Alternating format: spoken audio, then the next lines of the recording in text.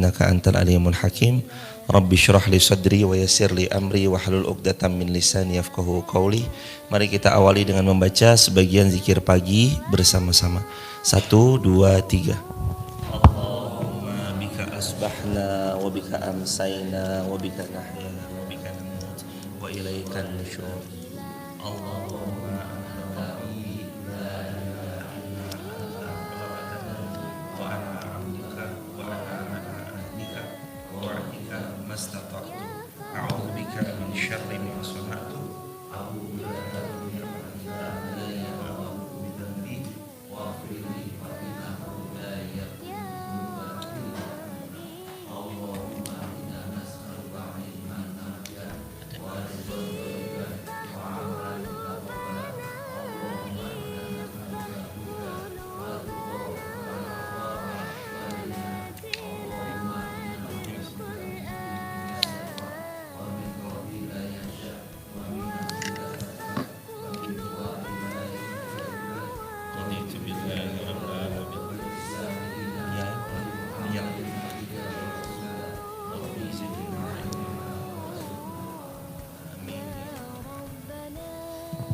Jadi jamaah sekalian yang dirahmati Allah, segala puji milik Allah. Mudah-mudahan Allah izinkan terus istiqamah sampai husnul khatimah. Dua kalinya sholawat juga bertangkaikan salam teruntuk baginda mulia Rasulullah Muhammad sallallahu alaihi wasallam. Allahumma salli wa sallim wa zid wa an'im wa karim wa barik alaih. Hadirin, Rasulullah pernah bersabda kepada Sayyidina Abu Zar Al-Ghifari radhiyallahu an, wahai Abu Zar, sungguh satu ayat yang kamu pelajari lebih baik daripada 100 rakaat salat sunnah. Wahai Abu Zar, sungguh satu bab ilmu yang kamu pelajari dan kamu ajarkan kembali lebih baik daripada 1000 rakaat salat sunnah. Jadi ilmu ini menurut Nabi Muhammad SAW kepada Sayyidina Abu Zar lebih baik daripada salat sunnah 100 rakaat dan 1000 rakaat.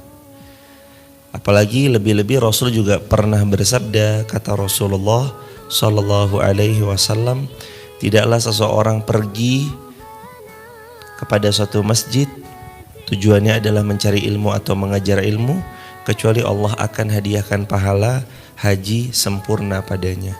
Insyaallah yang niat ikhlas karena Allah akan dapatkan itu semua dengan seizin Allah Subhanahu wa taala. Mari kita tilawah Al-Quran surah Al-Baqarah ayat 188. Suratul Baqarah ayat 188 yang kita awali dengan ta'awuz terlebih dahulu. A'udzu billahi minasy syaithanir rajim.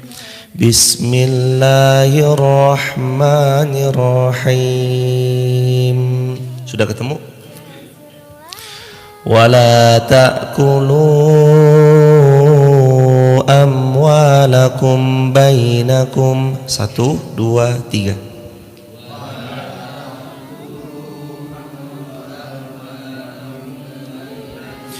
Amwalakum bainakum bil batil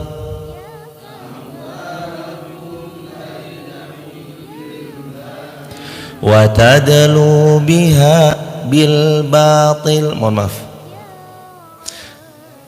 Amwalakum bainakum bil batil. 1, 2, 3.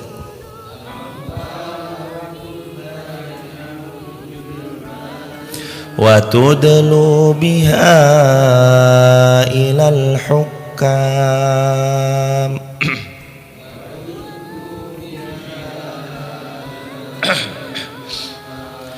Litakulu fariqam min amwalin nas.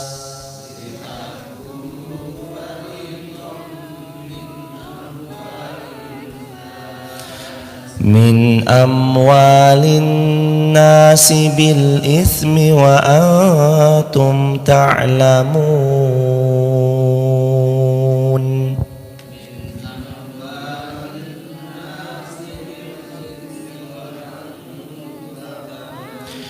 Yas'alunaka 'anil ahillah Qul hiya mawaqitu linnasi wal hajj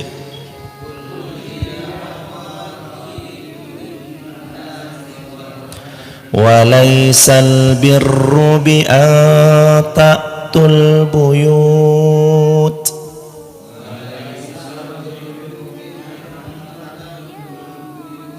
min zuhuriha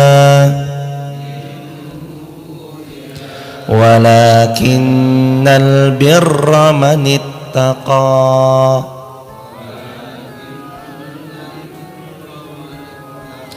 wa'tul buyuta min abwabiha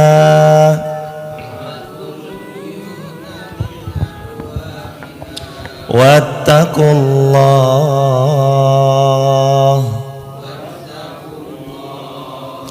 la'allakum tuflihun.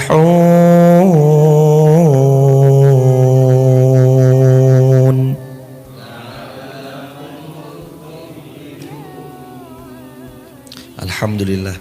Sebelum dimulai, sahabat di TikTok, YouTube, Instagram, suaranya terdengar jelas atau enggak? Silahkan tulis di kolom komentar, terutama yang di TikTok. Kalau suaranya terdengar jelas, insya Allah nanti kita lanjutkan. Kalau ada yang belum jelas, pelan-pelan dibenerin bareng-bareng.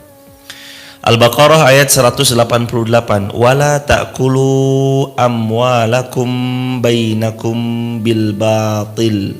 Dan janganlah sebagian kamu memakan harta sebagian yang lain dengan cara yang batil.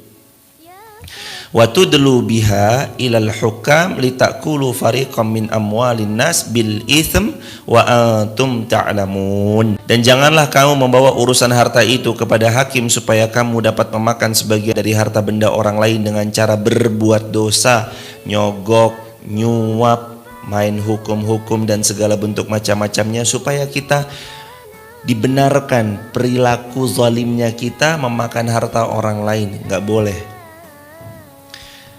Wa antum ta'lamun, padahal kamu benar-benar tahu bahwa kamu itu salah, bahwa kalian itu keliru, tapi karena mungkin ada yang bisa dibeli, ada yang bisa dibayar, akhirnya itu terjadi.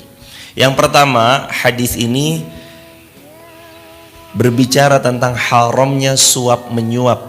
Kata Rasulullah sallallahu alaihi wasallam, riwayat Bukhari, ar-rashi wal murtashi finnar, yang menyogok atau yang menyuap dan yang menerima suap, dua-duanya finnar, di nerakanya Allah, na'udzubillahi min dzalik. Jangan suap menyuap, jangan sogok menyogok. Dalam Islam itu dimasukkan ke dalam kategori dosa-dosa besar suap menyuap. Sayyiduna Ali bin Abi Talhah, jadi ada Ali bin Abi Talib, ada Ali bin Abi Talhah.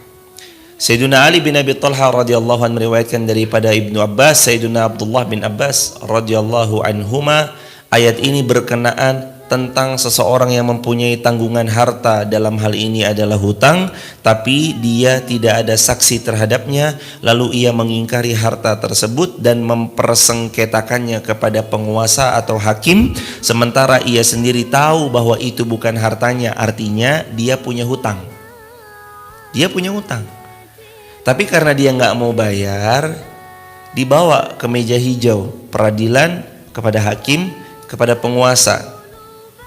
Sementara ia sendiri mengetahui bahwa itu harta bukan bagian daripada haknya, dia adalah hutang milik orang yang menghutangi, juga mengetahui bahwa ia berdosa dengan sebab memakan barang haram tersebut. Tafsir Tabari jilid yang ketiga halaman 550.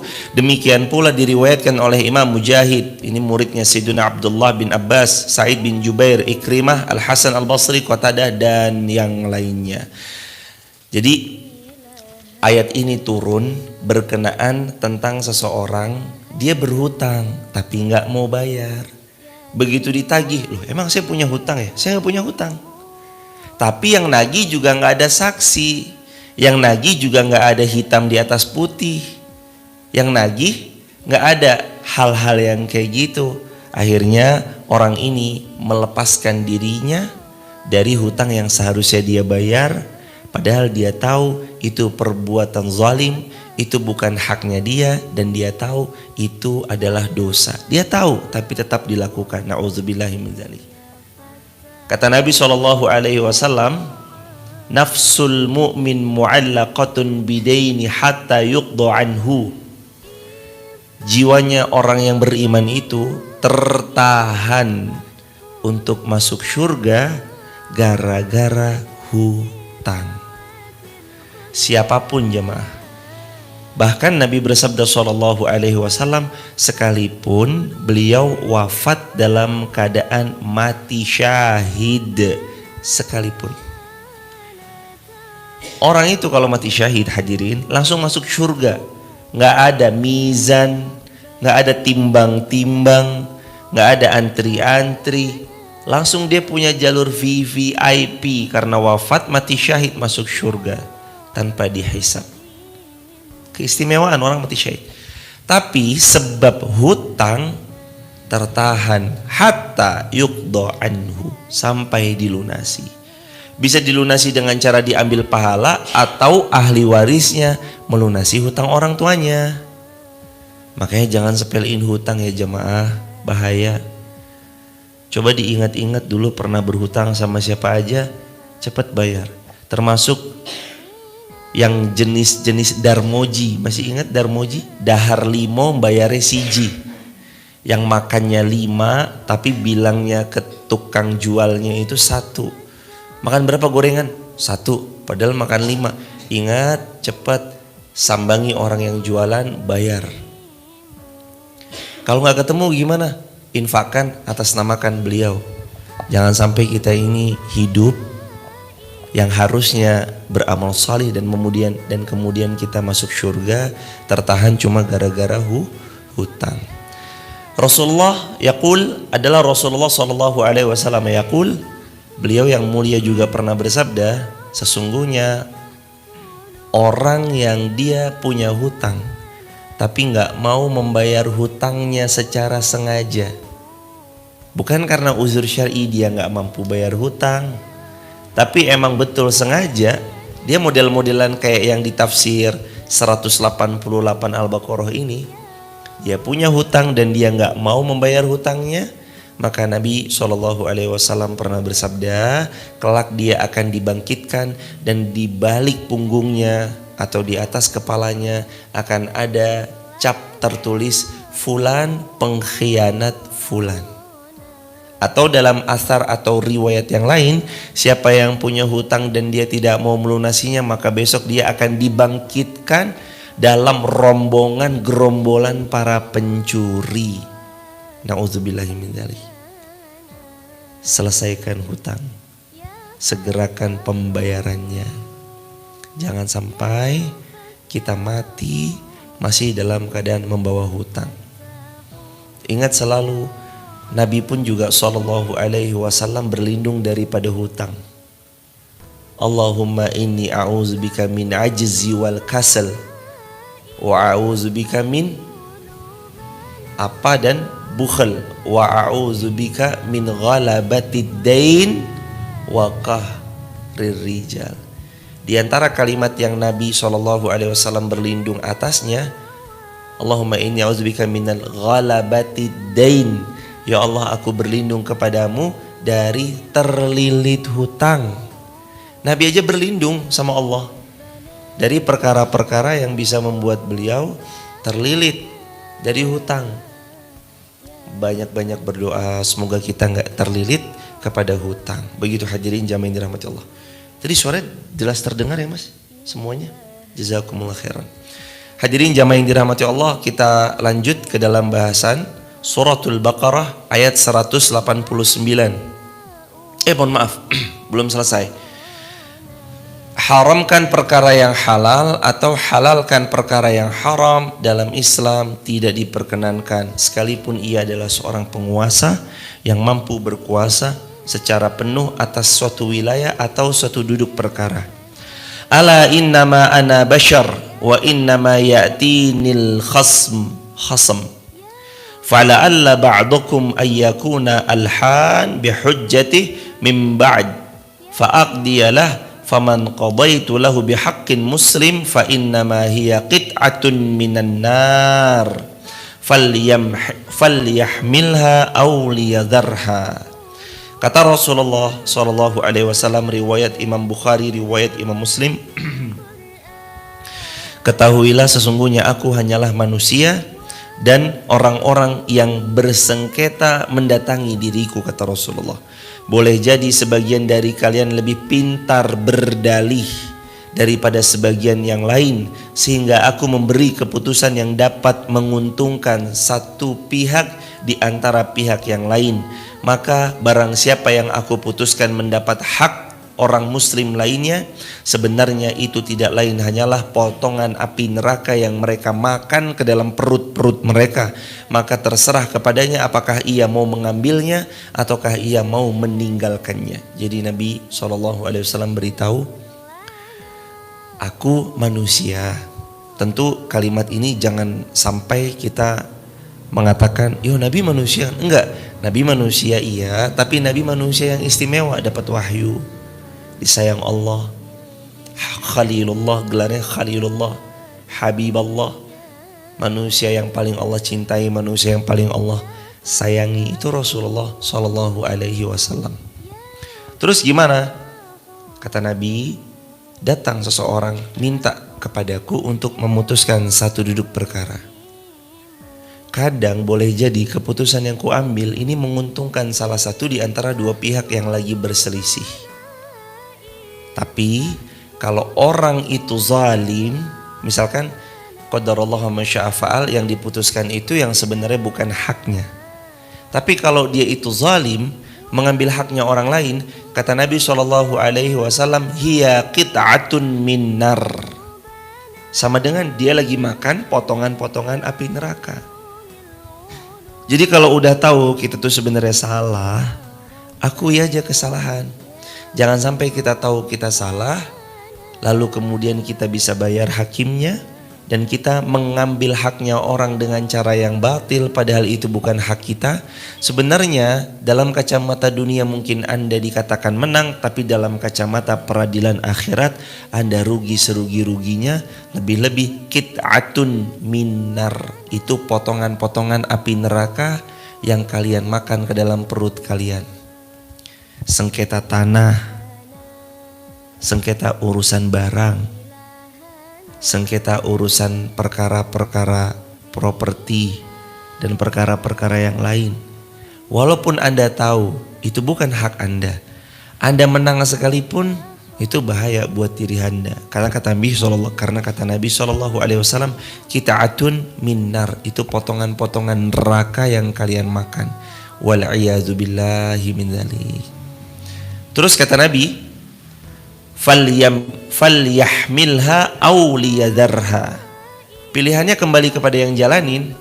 Kalau dia tahu itu buruk buat dia, mau dia pertahankan atau mau dia lepas, itu kembali pada dia yang menjalankan. Jemaah, kalau kita tahu bukan hak kita, ya jangan diambil. Kalau kita tahu ini haknya si fulan, ya kita berikan sama si fulan. Jangan karena gelap matanya kita menginginkan cuan semata, mengambil keuntungan semata, sampai rela merobek kehormatan orang lain, menjatuhkan harkat martabat orang lain. Apalagi bisnis kita merasa mulai ada saingan-saingannya, saling menjatuhkan brand lain, menjatuhkan merek lain, menjatuhkan logo lain. Jangan. Taruhlah dunia bisnis memang keras, ya udah, tetap aja main dalam koridor-koridor yang Allah ridhoi. Jangan dengan cara-cara culas menjatuhkan brandnya orang lain. Rezeki itu hadirin sudah tertakar, nggak mungkin tertukar. Apa yang datang pada kita, sebanyak apapun orang yang menghalangi, Allah akan kuasakan untuk datang pada kita. Dan apa yang belum menjadi takdir kita, sebetapapun kita berusaha keras, dia gak akan jadi milik kita karena dia bukan ditakdirkan untuk kita. Jadi belajar untuk qanaah, ridho, sikap ridho menerima sesuatu yang datang dari Allah. Belajar untuk itu. Bukan berarti kalimat tadi membuat kita malas untuk bekerja, enggak. Tapi justru kalimat tadi membuat kita semakin bersemangat buat berikhtiar dalam kebaikan. Begitu jamaah yang dirahmati Allah. Barakallahu fiik. Terus Allah Subhanahu wa taala juga berfirman, maksud daripada wa antum ta'lamun, Al-Imam Qatadah mengatakan, ketahuilah wahai Bani Adam, keputusan hakim tidak dapat menghalalkan perkara yang Allah telah haramkan atas kalian. Tidak pula perkara yang batil menjadi hak atas kalian, juga sebaliknya. Hanya saja seorang qadhi atau hakim memutuskan satu duduk perkara berdasarkan apa yang ia peroleh dari keterangan-keterangan para saksi. Saksi-saksi yang dia berdusta, maka dia akan berhadapan di hadapan Allah Subhanahu wa taala. Saksi-saksi yang jujur, maka Allah juga akan mengetahuinya. Ketahuilah bahwa barang siapa yang perkaranya diputuskan secara batil, maka perkaranya tidak akan dihentikan hingga Allah mengumpulkan kedua belah pihak pada hari kiamat. Boleh jadi di dunia kita kalah, padahal kita yang benar. Itu tanah-tanah kita, itu haknya kita, itu properti kita, itu barang yang diseken, itu barang yang disengketakan barang kita. Semuanya itu mutlak milik kita. Tapi karena mungkin ada pihak-pihak yang bisa disuap, pihak-pihak yang bisa disogok, akhirnya dia membenarkan yang batil dan membatilkan yang seharusnya benar. Walhasil di dunia, oke, kita dizalimi. Tapi ingat hadirin, di akhirat peradilan Allah akan digelar kembali untuk dua orang yang saling bersengketa dan diputuskan dengan cara yang zalim. Dan peradilan akhirat saat digelar kembali, jangan harap Anda bisa suap malaikat.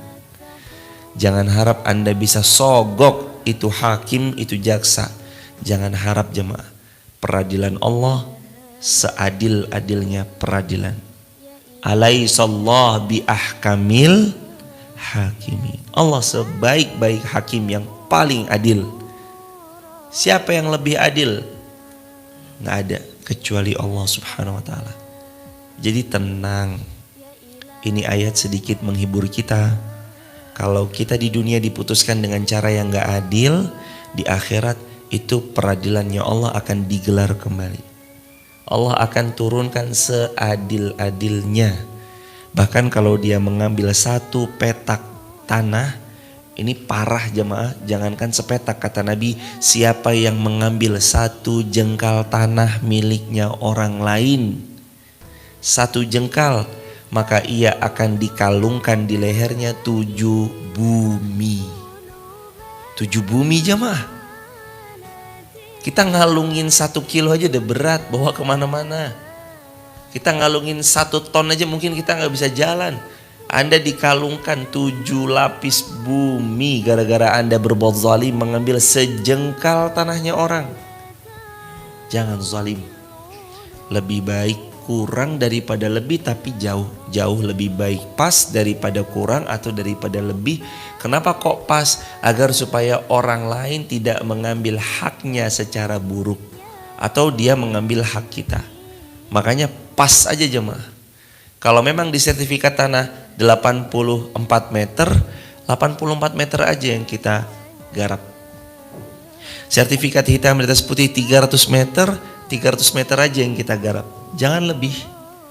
Kalau misalkan saya beli katanya 300 meter, ternyata yang di sertifikat itu 380, itu sisanya gimana? Lapor kepada yang menjual dan terus kemudian kita bilang kepada si penjual, Pak ini lebih tanahnya, 80 meternya ini punya siapa? Oh saya nggak tahu. Jangan digarap kalau beliau aja nggak tahu.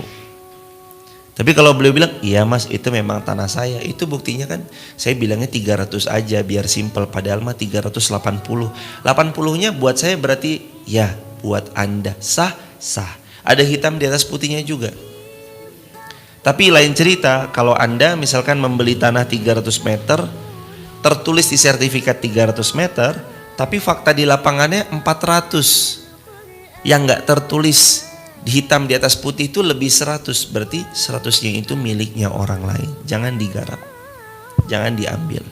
Takut-takut nanti kita terkena hadis Nabi, siapa yang mengambil tanahnya orang lain walau sejengkal. Ini sejengkal aja mah 7 lapis bumi akan dikalungkan di lehernya. Itu baru sejengkal loh. Baru sejengkal hadirin. Apalagi kalau lebih daripada itu, lebih daripada itu bisa lebih bahaya lagi. Wal-i'adzubillahi min dzalik. Suaranya kecil, Mas. Suaranya kecil, Mas. Suara yang di TikTok kecil. Suara yang di TikTok kecil. Coba tes subhanallah bihamdi. Subhanallah bihamdi, subhanallah. Enggak kok, bunyi jelas. Ini baru oke suara. Jelas, cukup lumayan jelas. Jelas banget suaranya. Enggak apa-apa hadirin. Jamaah yang dirahmati Allah, kita lanjut. Al-Quran surah Al-Baqarah ayat 189. Yas'alunaka 'anil ahillah. Mereka bertanya kepadamu tentang hilal. Qul hiya mawaqitu lin-nasi wal hajj. Katakanlah hilal bulan sabit itu adalah tanda-tanda waktu bagi manusia dan bagi ibadah haji. Walaisal birru bi an ta'tul buyut min zuhuriha. Dan bukan merupakan kebaikan memasuki rumah-rumah dari belakang rumahnya. Walakinnal birra manittaqa. Tetapi kebaikan itu adalah kebaikan orang yang bertakwa. Maksudnya kebaikan itu disebut kebaikan adalah amal baik, amal soleh yang dilakukan orang-orang yang bertakwa. Wa'tul buyuta min abwabiha. Kalau kalian masuk rumah-rumahnya orang, masuk dari depan, jangan dari belakang. Ketok pintu dari depan, jangan dari belakang. Ini adab dalam Al-Quran. Wa'tul buyuta min abwabiha. Datang kamu ke rumah orang dari depan. Wattaqullaha la'allakum tuflihun. Dan bertakwalah kalian kepada Allah agar kalian beruntung. Hadirin yang dimuliakan Allah, ayat ini adalah ayat yang berbicara tentang adab-adab memasuki rumah. Jangan sampai kita memasuki rumah dari belakang. Tapi Allah Subhanahu wa taala berfirman, wa'tul buyuta min abwabiha. Kalau kalian masuk ke dalam rumah, masuk dari pintu depan supaya orang itu tahu. Karena biasanya di pintu-pintu belakang orang itu belum bersiap. Kalau perempuan belum bersiap mengenakan hijabnya, kalau laki-laki mungkin karena ini merasa bagian belakang rumahnya ini private-nya. Makanya adab dalam Islam, wa'tul buyuta min abwabiha. Masuki rumah kepada rumahnya orang itu lewat depan.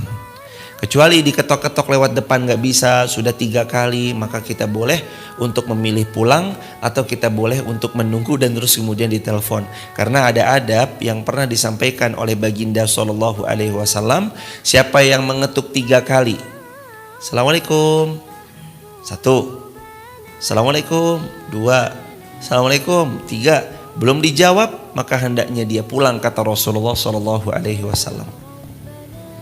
Hendaknya dia pulang.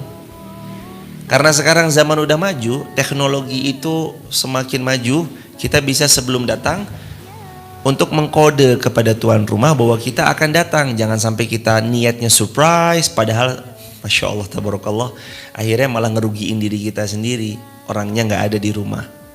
Hadirin jamaah yang dirahmati Allah, maka kalau bisa berkabarlah. Kemarin ya Allah, astagfirullahaladzim, saya mohon maaf buat jamaah dari Bandung yang kemarin datang ke Masjid Muhammad Al-Fatih. Qadarullah ma syaa fa'al, niat untuk bersilaturahmi bersama kami, tapi qadarullah malah gak ketemu. Saya mohon izin untuk menyarankan kepada sahabat semuanya, kalau berkenan hendak sowan ke Masjid Fatimah Garung atau ke Masjid Muhammad Al-Fatih, apalagi jauh-jauh dari luar kota, mohon izin berkenan kiranya WhatsApp kami. Nomor kami sudah kami tulis 0812 13 60 70 20. Mohon berkenan WA ke nomor itu. Jadi supaya nanti tahu, ternyata kemarin kami lagi di Magelang, qadarullah beliau datang, kan jadi gak ketemu. Maksudnya niat silaturahminya sangat-sangat kami apresiasi dan lewat majelis ini sekaligus kami mohon maaf kepada tamu-tamu yang kemarin datang di hari Jumat, qadarullah ma syafal belum berjumpa. Tapi kami juga sudah sampaikan bahwa kami ada di Magelang, jadi mohon izin yang membersamai nanti ustadz yang lain. Jadi begitu ya sahabat, kalau bisa, kalau ada di antara majelis taklim yang lain dari luar kota atau ada dari teman-teman yang lain mau menyambangi, mau menengok jariahnya di Wonosobo di Masjid Muhammad Al-Fatih, mohon berkenan untuk ngabarin dulu supaya mudah-mudahan kita bisa silaturahim. Begitu ya sahabat. Takut-takut jauh-jauh datang, qadarullah malah orangnya kosong, di sana nggak ada siapa-siapa. Itu kan juga nanti eman-eman. Begitu ya sahabat. Komunikasi, intinya komunikasi. Insya Allah nggak ada yang miskomunikasi kalau kita berkomunikasi. Hadirin jamaah yang dirahmati Allah, ini tentang adab ketika kita masuk daripada rumahnya orang lain. Waqtul buyuta min abwabiha, maksud Al-Imam Hasan Al-Basri, dahulu sekelompok orang penduduk jahiliyah kalau mereka hendak melakukan satu perjalanan dan safar lalu terus kemudian berhenti masuk ke salah satu rumah penduduk atau rumahnya orang, mereka tuh masuk lewat jalur belakang. Dan ini sangat-sangat gak boleh. Makanya ayat ini turun. Biasanya mereka masuk lewat pintu bagian belakang, dan kurang ajarnya mohon maaf, kadang mereka ini main masuk-masuk aja jemaah. Asal kebuka aja, pokoknya masuk aja, nyelonong rumahnya orang. Gak ada salam, gak ada kode, gak ada ketuk pintu. Ini orang-orang jahiliyah pada zaman tersebut. Maka Allah Subhanahu wa ta'ala terus menurunkan ayat ini sebagai penyeru kepada mereka untuk tidak mengulangi perbuatan mereka yang main asal masuk ke rumahnya orang. Termasuk ipar. Kata Nabi SAW, ipar itu kan ipar itu maut, kata Nabi. Maksudnya adalah dia bisa menjadi fitnah juga. Maka ipar sekalipun yang masuk ke rumah kakaknya, tetap sebisa mungkin dia dipenuhi dengan adab-adab mulia, ketuk pintu, ucapkan salam atau yang lainnya. Karena ipar bukan mahram. Ipar itu bukan mahram. Ipar itu bukan mahram. Kecuali kakak kandung, adik kandung. Iya, tapi kan kakak kita punya pasangan atau adik kita punya pasangan. Maka sebelum masuk, alangkah lebih baiknya kode terlebih dahulu. Begitu hadirin jamaah yang dirahmati Allah Subhanahu wa taala. Atau untuk case tertentu, kita itu keluarga. Pihak keluarga itu biasanya punya jalur khusus untuk masuk ke rumah keluarga yang lain. Contoh misalkan ada 2 pintu. Pintu depan, pintu belakang. Pintu depan tuh biasanya tamu, orang-orang umum, ajnabi, orang-orang asing. Tapi kalau keluarga, anak, menantu, cucu atau yang lainnya itu punya jalur khusus, misalnya lewat jalur samping atau lewat jalur belakang. Maka sudah pasti kalau orang yang lewat belakang ini adalah keluarga dan kita tahu mengenali dengan suaranya. Setelah beliau mengucap salamnya, maka gak apa-apa terus kemudian dibukakan masuk lewat jalur tertentu yang ia biasanya masuk. Begitu hadirin jamaah yang dirahmati Allah. Wattaqullaha la'allakum tuflihun, dan bertakwalah kalian semua kepada Allah agar kalian menjadi orang-orang yang beruntung. Artinya bertakwalah kepada Allah dengan melaksanakan semua yang Allah perintahkan dan meninggalkan semua yang Allah larang. Dan jadilah kalian hamba-hamba Allah yang beruntung, yaitu kata Al-Imam Hasan Al-Basri.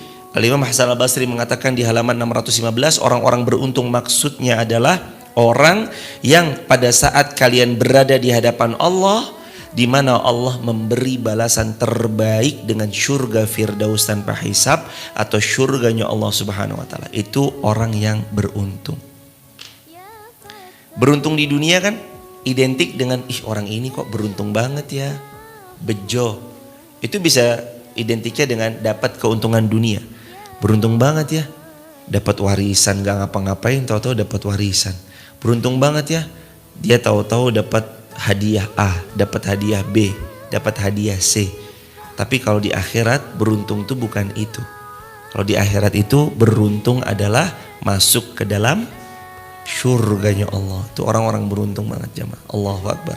Allahumma inna nas'alukal jannah. Allahumma inna nas'alukal jannah. Allahumma inna nas'alukal jannah. Ya Allah, masukkan kami ke dalam surga. Masukkan kami ke dalam surga. Masukkan kami ke dalam surga. Amin ya rabbal alamin.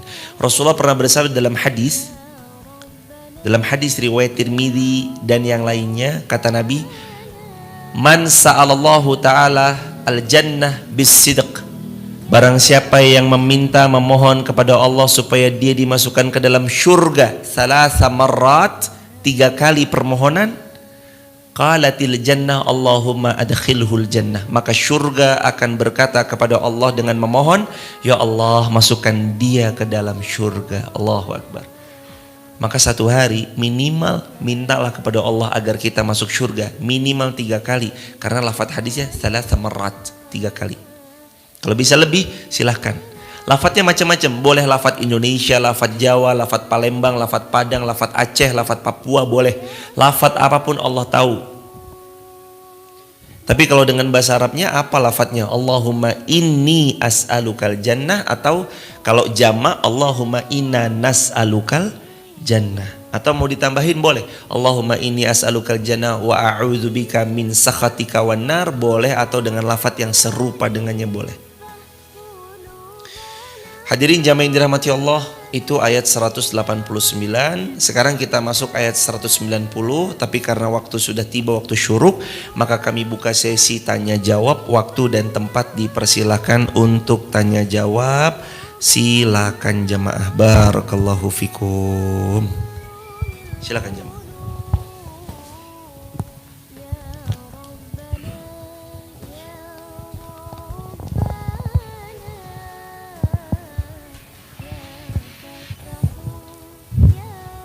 Bismillahirrahmanirrahim. Assalamualaikum warahmatullahi wabarakatuh. Semoga Allah merahmati, meridhoi dan melindungi Pak Ustadz, kita semua dan seluruh kaum muslimin. Izin 2 pertanyaan Pak Ustadz, berkaitan ayat 189, mentadaburi ayat 189 mengenai ibadah haji, motivasi untuk berhaji juga. Sholat sekali pahala 100.000 kali dibanding sholat di masjid lain selain Masjid Nabawi.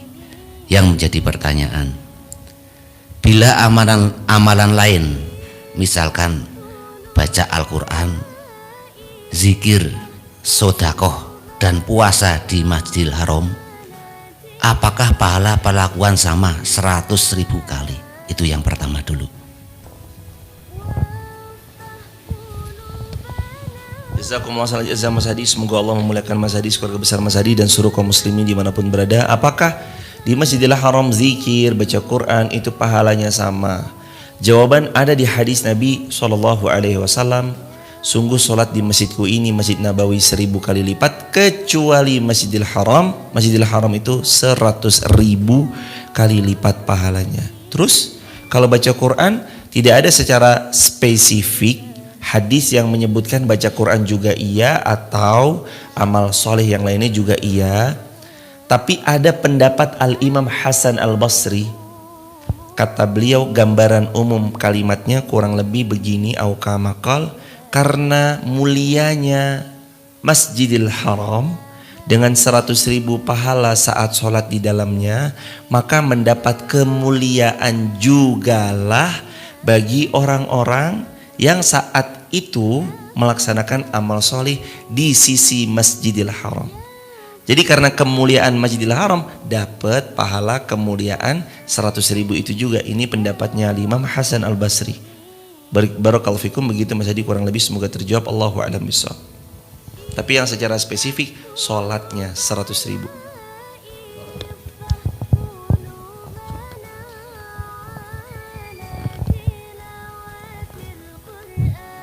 Satu lagi Pak Ustadz, Nabi berdoa agar tidak terlilit hutang. Semua manusia ingin tidak punya hutang. Bahkan bila lunas terasa merdeka. Yang menjadi pertanyaan, tip-tip agar tidak berhutang karena terdesak, apa-apa mahal, hutang terpaksa, bukan untuk prestis. Jazakallah khairan katsir.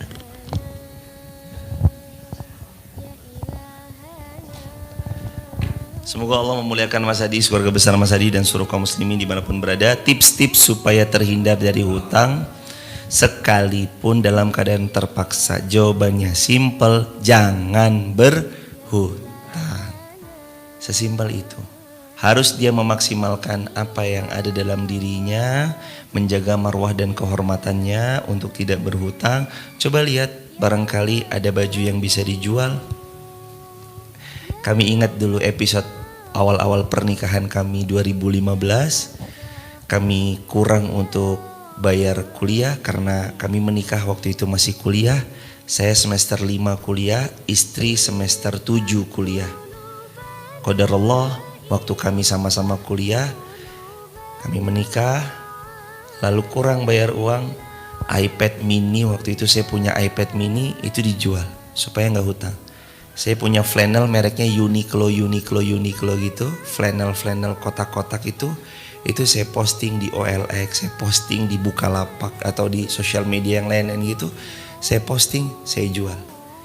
Ada bahkan dulu kita punya kayak item, dulu oleh-oleh kayak hiasan dari Thailand, dari Singapura, dari Malaysia, itu kan biasanya tuh kayak punya oleh-oleh. Kalau dari Thailand tuh gajah, dari Malaysia tuh kayak miniatur menara gitu. Itu semuanya dijual jemaah. Masih ingat banget periode-periode itu. Jadi periode susah itu dinikmati, harus banyak bersyukur, karena periode susah itu yang menghantarkan kita punya jiwa yang kuat, yang membuat kita untuk selalu ingat bahwa setiap sulit pasti nanti Allah hadirkan mudah kok. Jangan tergesa-gesa bilang, saya nggak punya, ngutang aja lah. Jangan, coba lihat di rumah ada sepeda, jual. Di rumah punya jam tangan, jual. Ada baju yang kiranya bisa di Lego, dilepas, jual jemaah. Ada apa nih yang bisa dijual dari teman kita? Selama membuat kita tidak berhutang, lakukan itu dulu, opsi yang itu dulu. Apalagi kalau peternakan ayamnya ada ribuan ayam, apalagi kalau ikannya ada ribuan ikan, itu masih bisa jual ikan dulu, masih bisa jual ayam dulu, jual loh ayamnya, jual ikannya. Atau dengan hal-hal yang lain. Bahkan orang-orang dahulu mau datang ke majelis ilmu, gak punya bekal, ngapain jemaah? Mereka gak gampang ngutang dulu lah, enggak. Mereka naik ke atas genteng rumah mereka ambil 2 genteng dan 2 genteng ini dijual di pasar. Saya jual 2 genteng rumah saya jual 2 genteng rumah saya.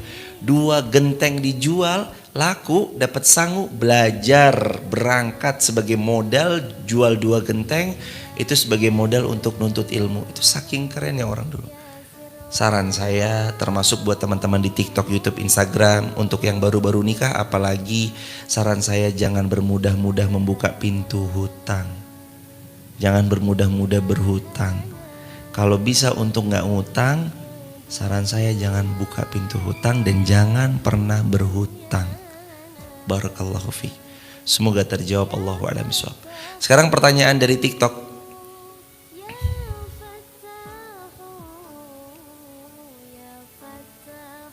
Atau pertanyaan dari Instagram ada mas? Dari TikTok gak ada pertanyaan. Oh ada pertanyaan nih. Dari Irwan Aziz.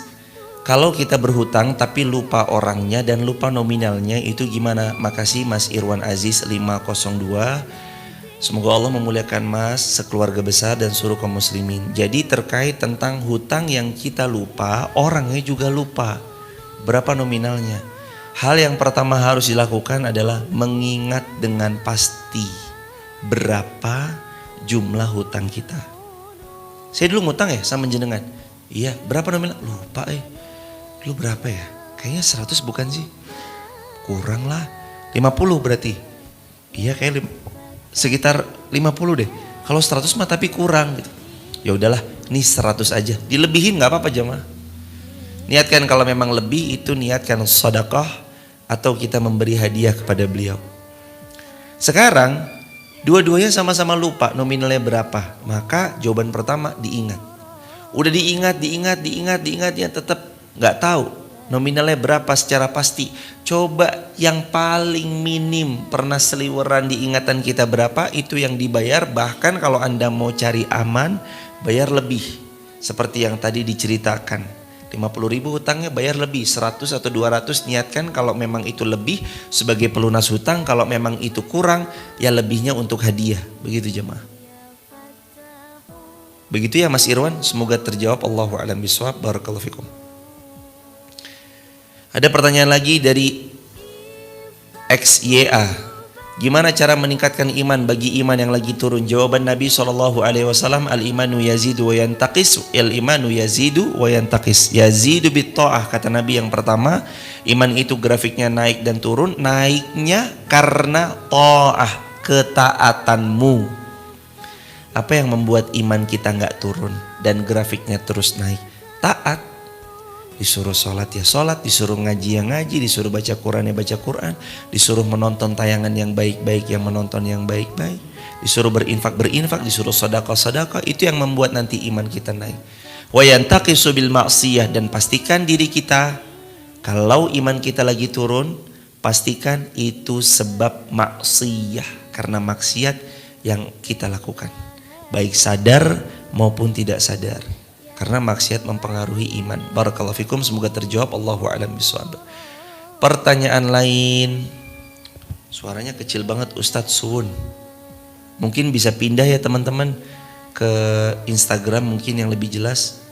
Kalau suaranya kecil, mohon maaf. Ini kayaknya baterainya mau habis juga deh. Jadi suaranya kecil. Saya malas nagih hutang karena orangnya lebih galak dan capek. Selalu ada aja alasannya. Itu gimana? Gak apa-apa. Kalau memang ngerasa udah capek, malas nagih hutang, baik sangka aja, insya Allah besok tetap akan lunas di hari kiamat. Lunas dibayar dengan pahala, atau dosa-dosa kita transfer sama dia. Barakallahu fikum. Dari Dera, kalau pasangan selalu berhutang tanpa sepengetahuan kita, itu gimana? Diskusikan yang baik, obrolkan yang baik. Kenapa kok bisa sampai berhutang? Uangnya dialihkan kemana? Selama ini apalagi misalnya istri kita itu sudah mendapat gaji yang insya Allah secara hitung-hitungan lokal kita, wilayah kita sangat cukup. Coba didiskusikan, kok sampai bisa begitu sih? Coba didiskusikan. Terus yang kedua, kalau memang kita bisa lunaskan dan buat perjanjian, jangan sampai berhutang lagi tanpa sepengetahuan. Dan ini khusus buat pasangan suami istri. Kalau sudah menikah, namanya orang tuh kalau udah nikah, hunna libasul lakum wa antum libasul lahun. Kemarin kan kita belajar Al-Baqarah 187. Orang tuh kalau udah nikah, laki-laki pakaian untuk istrinya, istrinya pakaian untuk suaminya. Jangan ada yang ditutup-tutupi. Jangan sampai suami mati, suami meninggal, istri nggak tahu kalau suami utangnya di mana-mana. Istri tahu-tahu kaget ternyata ditagih hutang sana dan sini. Jangan. Bahaya jemaah. Bilang kalau Anda punya hutang, bilang sama istri supaya pun kalau Anda mati, istri bisa segera melunasi supaya Anda bisa masuk surga leluasa. Nggak tertahan gara-gara hutang. Ini penting nih, makanya nih harus dipelajari tentang hal tersebut. Jangan sampai bersembunyi. Begitu. Barakallahu fikum. Dari Moeza Encilo, bagaimana bersikap terhadap orang yang mengabaikan hutang sedangkan saya sudah lelah menagih? Tadi sudah ya dijawab. Tetap bersabar, tagih saja. Kalau udah capek, lelah nagih, gak usah ditagih. Besok di hari kiamat itu bakal lunas juga gak apa-apa. Tapi perintah Allah, perintah Rasulullah, perintah para ulama, ya sebaiknya kita mengingatkan. Itu bentuk sayang kita kepada orang yang berhutang. Kalau kita hutang dengan non muslim, lupa dengan nominalnya, tadi sudah dijawab juga. Ingat-ingat nominalnya berapa, kalau nggak ingat yang paling minimal seingatnya, lebihkan saja dalam pembayarannya. Itu takut kalau kita ternyata salah dalam mengingat, niatkan untuk melunaskan hutang-hutang kita. Kalaupun memang kurang daripada nominal yang kita berikan, misalkan kita beri 200.000, hutangnya ternyata cuma 50.000, 150.000-nya niatkan untuk hadiah atau sedekah. Gimana kalau sudah dari orang, gimana kalau sudah terlanjur kena tipu, itu gimana? Yang nipu kabur. Gimana kalau sudah terlanjur hutang terus kena tipu, yang nipu kabur? Ya, itu peringatan dari Allah buat kita supaya jangan sampai kita berhutang. Apalagi untuk memulai usaha jemaah, jangan sampai berhutang. Hutang itu nominal pembayarannya pasti, sedangkan hasil usaha tidak pasti. Ya kadang usaha bisa cuma dapat 30.000 sehari, kadang dapat 3 juta, kadang dapat 30 juta. Jangan berpikiran untuk mengawali bisnis dengan hutang. Kalau jamaah nanyanya ke saya sih, saya nggak recommended. Saya nggak rekomendasikan jamaah untuk memulai bisnis dengan cara berhutang. Mulai dengan modal amanah dulu, modal rasa percaya. Saya jualin barangmu ya, saya jualin produkmu, kayak gitu aja dulu. Modal dari rasa percaya. Modal yang kita punya itu amanah. Habis itu kita jualin produk orang dan seterusnya sampai nanti punya produk sendiri. Jangan membuka pintu hutang dengan bermudah-mudah berhutang. Saran saya, mampu beli belum mampu sabar. Tulis di kolom komentar ya sahabat, rumus kita yang lama nih belum diulang-ulang. Mampu beli belum mampu sabar. Mas Bama, ini masih nyala? Ini masih nyala? Berarti masih ada baterainya. Ustadz, dari Ani, kalau hutang dengan orang terus kita mau bayar tapi sampai sekarang nggak tahu tinggalnya di mana. Nah, ini jawabannya sama. Yang pertama, harus dicari sekuat tenaga. Cari TikToknya, cari di Twitter, Instagram, Facebook, YouTube, Google, cari. Nggak ketemu juga, cari teman-teman dekatnya. Dulu teman dekatnya dia siapa, cari. Sudah nggak ketemu juga, maka bersedekahlah atas nama beliau sebagai pelunas hutang atas hutang yang kita telah pernah berhutang pada beliau. Tapi dengan syarat, nanti kalau orang itu tiba-tiba muncul lagi, ya bayar hutangnya. Begitu jamaah yang dirahmati Allah. Yang lain, yang kemarin gimana yang udah kita lunasin dengan berinfak, itu anggap sedekahnya kita pribadi. Barakallahu fikum. Dari akun mampu sebentar. Pertanyaan, maaf sahabat semua, mohon izin. Oh iya. Dari R22, saya telah bercerai tapi mantan suami punya hutang dengan temannya. Itu bagaimana? Tergantung. Dari akun RR22, tergantung siapa yang berhutang. Kalau suami yang berhutang, tanggung jawab dia kepada teman-temannya. Tapi kalau dulu berhutang atas kesepakatan berdua, wajib ditanggung berdua. Begitu, barakallahu fikum, semoga terjawab. Allahu a'lam bishawab. Dari Jamilah, betul sekali Pak Ustadz, kalau utang kebanyakan pada lupa, padahal kita mah juga butuh. Seperti itu kadang. Maka kalau jamaah mau punya prinsip seperti ini juga boleh ya. Prinsipnya adalah saya nggak mau berhutang dan saya nggak mau ngutangin orang. Prinsip yang kayak gini juga boleh. Jangan jadi nggak enakan. Kalau ada orang datang nangis-nangis, tolong dong, ini anak saya butuh biaya 3 juta, motor-motornya saya taruh sini. Kadang kan kita iba, udahlah nih 3 juta, udah gak usah pakai motor-motoran, gak usah pakai jaminan-jaminan, udah bawa aja. Akhirnya dia tiba-tiba menghilang. Jangan jadi orang gak enakan. Kalau saya termasuk orang yang punya prinsip, saya gak mau berhutang dan saya gak mau ngutangin siapapun. Kalau prinsip saya begitu. Saya lebih kepada kalau orang datang butuh berapa? 500.000. Saya nggak bisa, saya bisanya 50.000. Mau silakan, enggak juga nggak ada masalah. Ya udah. Atau saya sifatnya biasanya, ya butuh berapa? 1 juta. Mohon maaf saya nggak bisa. Tapi Anda bisa nggarap sesuatu apa buat saya? Oh saya bisa ngecat rumahnya jenengan, saya bisa bersih-bersih rumahnya jenengan. Ya sudah, silakan bersih-bersih rumah saya selama 1 hari misalkan. Saya bayar 100.000, ya udah 100.000, udah habis itu selesai, udah. Kalau mau ambil prinsip itu boleh, dan jangan jadi nggak enakan.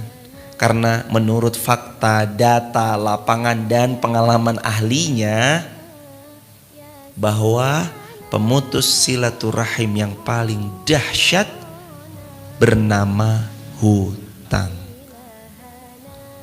Ada hubungan saya dengan kawan dekat luar biasa putus gara-gara hutang. Dia minjem uang sekian belas, lalu terus kemudian dia pergi tanpa berkabar, dan sampai sekarang pun kita nggak ada komunikasi dan putus hubungan silaturahim. Padahal dekatnya bukan main. Teman dari SD, teman dari ini, teman dari itu. Makanya hadirin, hati-hati nih dengan hutang. Bahaya. Kalau emang mau punya prinsip, saya nggak mau ngutang dan saya nggak mau menghutangi, gak apa-apa. Itu nggak dosa kok. Kalau ada orang datang pengen minjem sama kita, ngutang ya gitu, kita nggak mau ngutangin, nggak apa-apa, itu nggak dosa kok. Nggak dosa jemaah, nggak dosa. Itu prinsip orang masing-masing beda-beda, kembali kepada yang mau menjalankan. Pertanyaan dari Karanganyar, Ustadz apakah boleh anak berkurban? Jawabannya boleh berkurban, silahkan sesuai dengan kemampuan, asal jangan dengan utang. Hutangnya belum lunas tapi bilangnya sudah lunas, itu gimana? Kanza Siti, Quran surah Al-Baqarah ayat 282, ya ayyuhalladzina amanu idza tadayantum bidainin ila ajalin musamma faktubuh. Wahai orang-orang beriman, kalau kalian ada utang piutang, faktubuh, dicatat. Kenapa harus ada hitam di atas putih? Supaya menghindari yang kayak gini. Bilangnya udah lunas padahal belum. Itu ada dua kemungkinan, boleh jadi dia yang berbohong, boleh jadi kita yang lupa nyatet. Makanya setiap kali pembayaran, setiap kali lunas, setiap kali mau berhutang, Allah berfirman faktubuh, dicatat, ditulis. Begitu. Dari pertanyaan, gak ada keranjang kuning Ustadz? Waduh, keranjang kuning. Iya, nanti coba nanti disematkan. Udah 3 tahun belum bayar-bayar, tapi saya izin nempatin rumahnya yang kosong, itu bagaimana? Sebentar. Jadi ada orang ngutang kepada jamaah, terus jamaah sekarang memakai rumah beliau yang kosong. Itu gimana hukumnya? Riba kalau jamaah nanti tetap dapat pembayaran atas hutang piutangnya. Itu riba. Tapi kalau misalkan begini, dia punya utang sama saya misalnya 30 juta.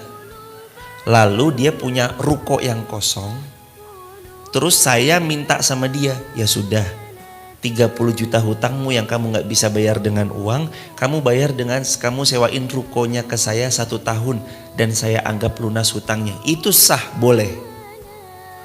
Tapi kalau kamu ngutang nih 30 juta, tak pakai aja dah rukomu, terus kita pakai rukonya, kita tetap dapat daripada pembiayaan jumlah hutang yang kita berhutang padanya jamaah, maka itu riba.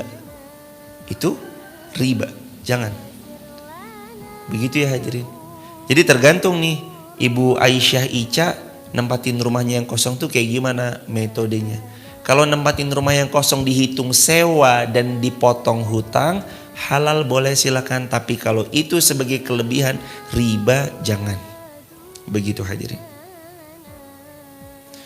Ustadz kalau hutang hampir 8 tahun setiap ditagih harus bilang, oh ini udah ya 3 tahun, 8 tahun, 10 tahun, 12 tahun. Wah pokoknya lama. Silahkan aja diikhlaskan boleh. Kalaupun tidak ikhlas tetap dibayar lunas di hari kiamat.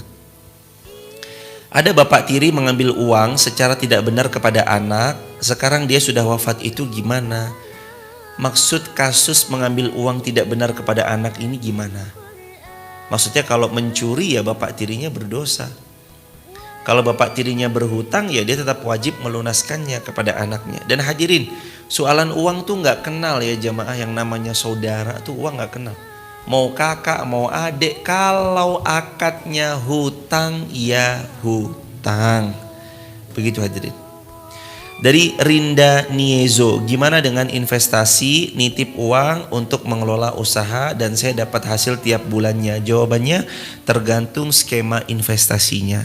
Yang namanya invest dalam Islam itu untung dibagi sesuai kesepakatan, kalau rugi ditanggung bersama-sama. Bisnis bukan selalu bicara tentang untung, tapi kadang harus siap untuk rugi. Untung untuk pengelola, untuk orang lapangan 70%, Untuk saya sebagai investor atau pemodal 30%. Kalau ada keuntungan dibagi 30, dibagi 70 halal boleh. Investasinya dengan syarat juga investasi pada instrumen yang halal. Akadnya bagus tapi instrumen investasinya khamr, ya haram jamaah. Akadnya bagus tapi instrumen investasinya invest ke daging babi, lahmal khinzir, ya haram jamaah. Jadi tergantung instrumennya, akad-akadnya, bagaimana pembagiannya. Kalau rugi tanggung bersama maka silahkan, halal nikmati bagi hasilnya, begitu. Almarhum suami punya hutang dari Titisu 1181. Suami almarhum punya hutang yang sudah diikhlaskan saat masih ada, tapi kemudian menagih ke saya sekarang. Nah, dulu pas suami masih ada sudah diikhlaskan, tapi begitu suami meninggal ditagih. Ini gimana nih kasusnya kalau kayak gini?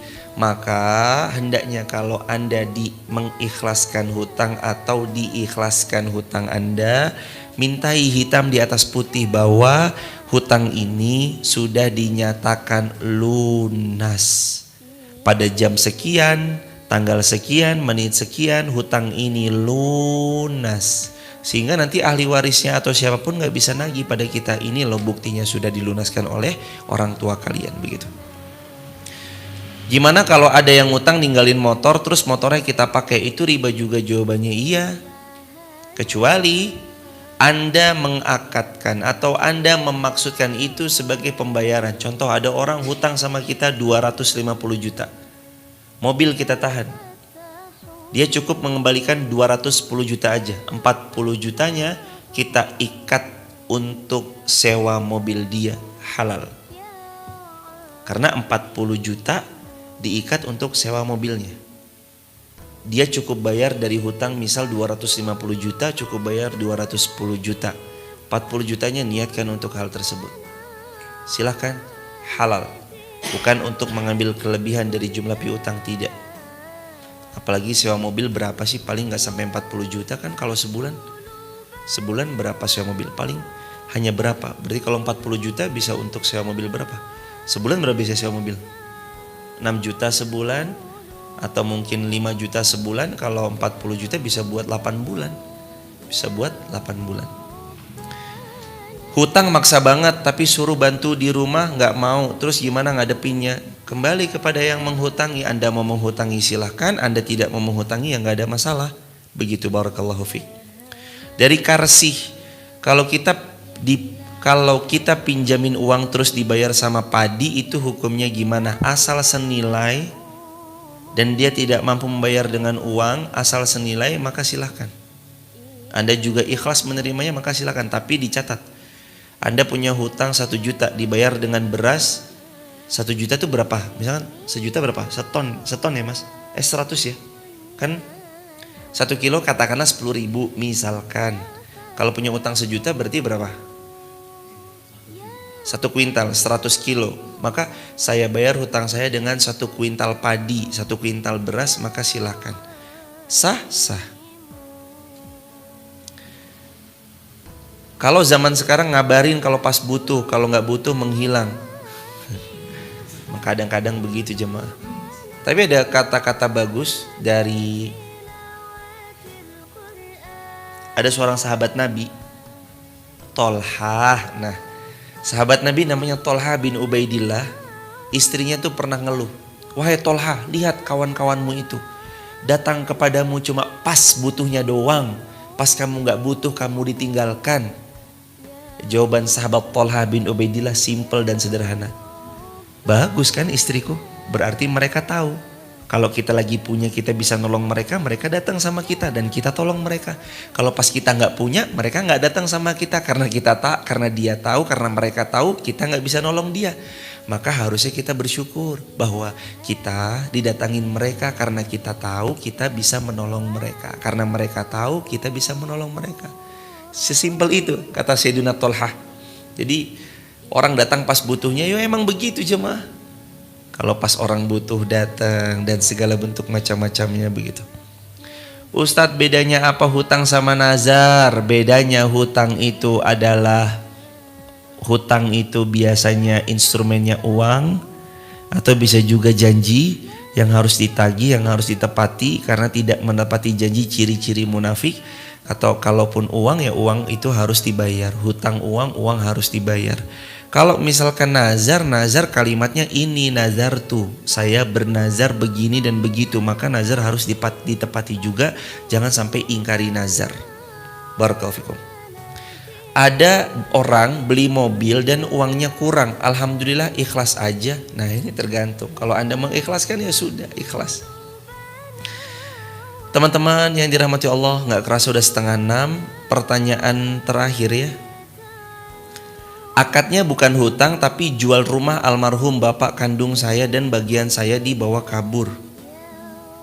Wah, ini kompleks juga nih dari akun Cutecat. Jual rumah almarhum bapak kandung. Oh jadi ada bapak tiri, ini yang tadi bapak tiri tadi. Bapak tiri mengambil harta anak dengan cara yang zalim.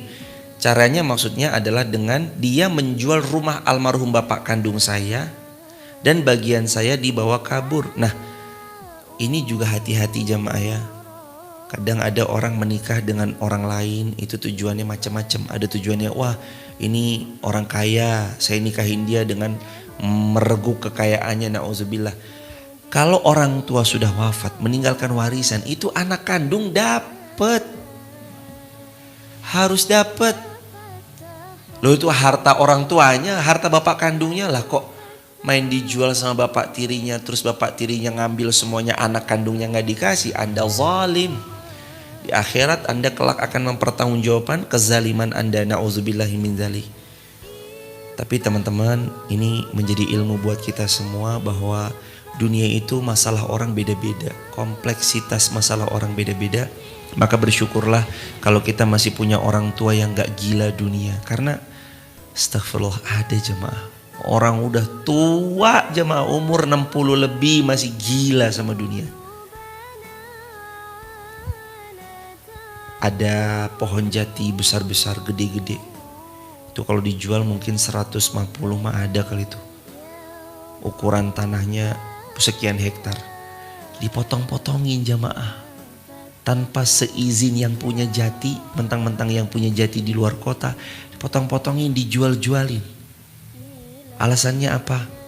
Alasannya ini karena dulu bapaknya punya hutang sama saya sekian. Hutangnya mah paling berapa? 5 juta.